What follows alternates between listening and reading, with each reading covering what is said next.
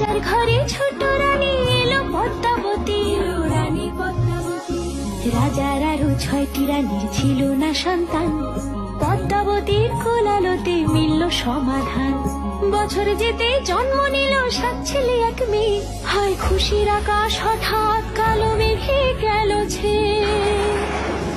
হিংসেতে যায় জ্বলে পুড়ে বাকি 6টি রানী, যুক্তি করে ঘটায় ওরা 7 কুমারের হানি।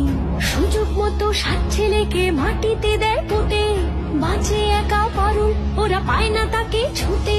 ধাইমা বাজায় সেই মেয়েকে বড় করে তোলে, 7 ভাইকে পায় যে পারুল 7টে চাপা ফুলে।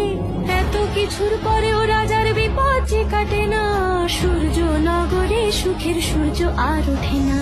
হিংসা বিবাদ বিচ্ছেদ আর প্রেমের কাহিনীতে পারুল বোন কি পারবে 7 ভাই চম্পাকে জাগাতে?